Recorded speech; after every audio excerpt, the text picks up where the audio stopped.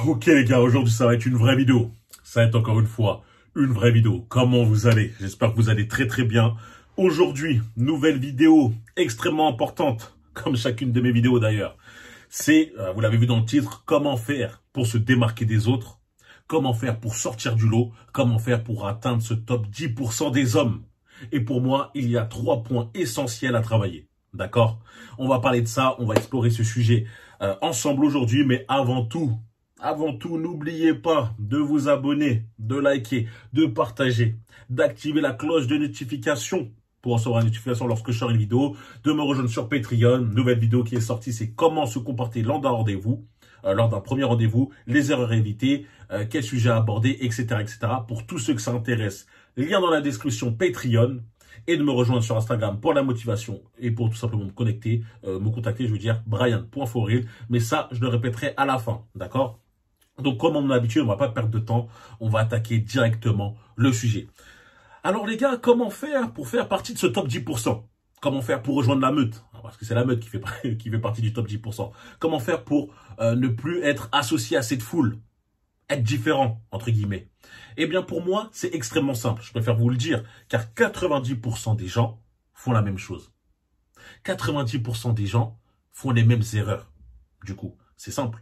Le premier point qui va vous faire, on va dire, sortir de ce lot, est un point assez récurrent dans mes vidéos, dont j'en parle, on va dire, régulièrement. Et pour moi, c'est évident, car il doit être gravé dans votre esprit, gravé au fer rouge. C'est le point physique. Ah, mais Brian, on le sait. Pourquoi? Lorsque tu es physiquement en place, automatiquement, on va t'attribuer de bonnes qualités. Et comment faire pour être en place physiquement? Pour moi, le plus efficace, c'est d'aller à la salle. Au moins 3 fois minimum dans la semaine.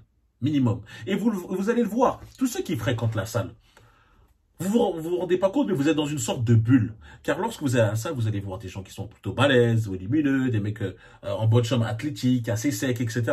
Et vous avez presque cette impression que la plupart des hommes qui vous entourent, sont comme ça. Or, ce n'est pas le cas. Lorsque vous retournez dans la vie du quotidien, la vie, on va dire, la vie civile, comme diraient les militaires, lorsque vous allez au supermarché, au restaurant, lorsque vous allez tout simplement au boulot, au travail, vous voyez bien que la plupart des gens sont taillés comme des cintres, comme des crevettes, comme Monsieur Burns. Sont soit très très maigres, recroquevillés, des bras c'est des ficellos, ou sinon c'est des mecs skinny fat avec des bras comme des ficellos et un gros bide. Comme s'ils s'envoyaient des 8-6 à longueur de journée. Bah non. Toi, lorsque tu t'entraînes, tu ne fais plus partie d'eux.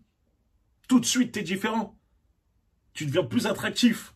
Et comme j'ai dit ça, c'est lorsque tu es plus attractif, on t'attribue automatiquement de bonnes qualités. Ok? Donc c'est très important de s'entraîner à la salle. C'est très important de prendre soin de soi. Que ça soit aussi de sa peau, de son style vestimentaire, de son hygiène, de sentir bon, etc. Et oui les gars, tout ça lorsque tu prends ça dans sa globalité, tu vas sortir du lot de ces 90% des gens qui pour eux ne prêtent pas attention, pour eux c'est inutile, etc. Non, c'est pas inutile les gars. C'est extrêmement important et ça peut jouer un rôle majeur dans votre réussite, dans l'image que vous allez représenter aux autres. Et surtout pour votre propre estime. Pour le fait que qui ne veut pas se regarder dans le miroir et se trouver beau, frais, etc. Voilà, faut pas mentir. C'est juste que des mecs ne sont pas prêts à mettre les actions en place et les efforts nécessaires.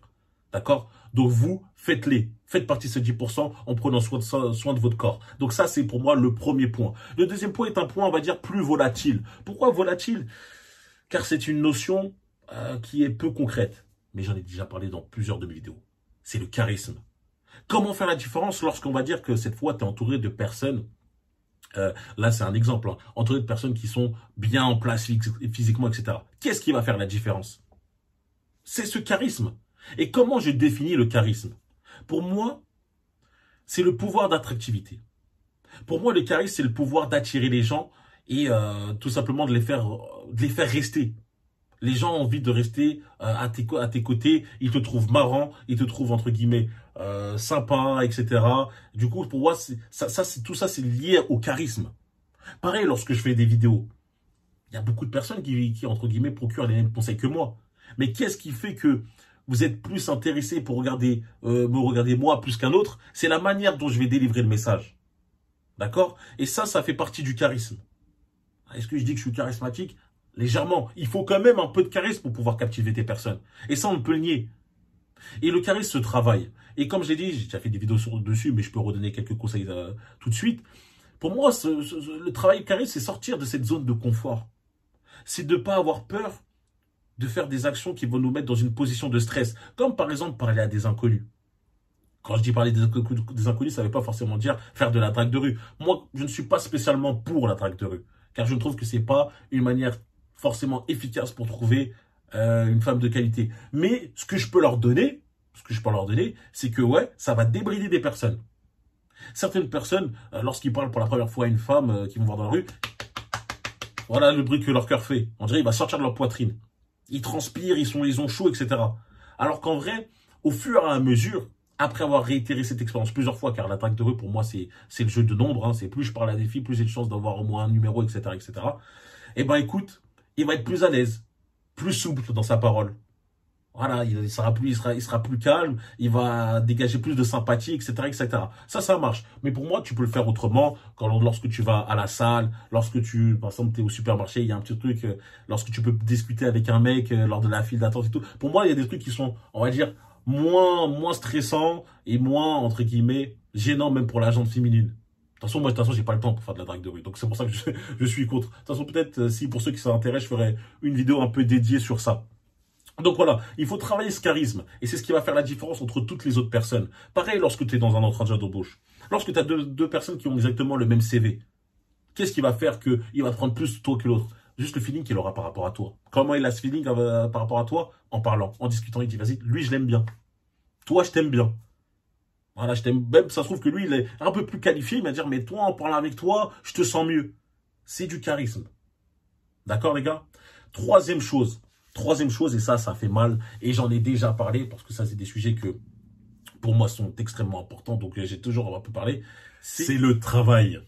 Et oui, et j'ai déjà fait une vidéo là-dessus, qui était « Arrêtez de perdre votre temps ». D'ailleurs, je vais rectifier quelque chose, car j'ai eu pas mal de commentaires qui me disaient « Mais Brian, après une longue journée de travail, j'ai envie de me reposer l'esprit. Forcément, donc voilà, je veux jouer à des jeux vidéo, je veux regarder ma petite série et tout. Mais moi, je n'ai aucun problème avec ça. Si lors de ta journée, tu as pu travailler sur tes projets, qui t'ont permis d'avancer et d'à terme, pourquoi pas vivre d'une passion? Pourquoi pas être ton propre patron? Je n'ai aucun souci avec ça. Mais la plupart des gens font quoi? Ils vivent une vie qu'ils n'apprécient pas. Ils vont dans des jobs qu'ils n'apprécient pas. Ils vont des jobs qu'on appelle alimentaires. Juste pour se nourrir, pour supporter leur famille, pour payer leur crédit, etc. Ça, il n'y a aucun mal. Si à côté tu travailles pour justement sortir de cette boucle infernale. Mais les gens, non, ils ne peuvent pas. Ils disent, ils préfèrent se reposer l'esprit. Ils disent, voilà, aujourd'hui c'était trop dur, maintenant moi je vais me reposer l'esprit, faire ci, ça. Mais lorsque tu fais ça, n'oublie pas que tu te condamnes toi. Tu condamnes ton futur toi. Tu te condamnes à vivre cette vie-là pendant les 50, voire les 60 prochaines années.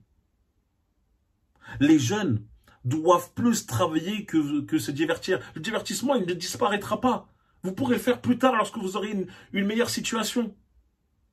Mais ça ne veut pas dire que tu vas faire pendant 10 heures, tu vas juste travailler comme un robot. Ben non, moi, forcément, j'ai des moments de repos. Quand déjà je vais à la salle, je me repose. Lorsque je suis chez moi, je mange, je me divertis un peu. Mais ma balance travail-divertissement est beaucoup plus élevée dans le travail. Je travaille beaucoup plus que je me divertis. Le divertissement est très bas. Et ça, c'est un signe de réussite et c'est un signe qui va te permettre de te démarquer des autres.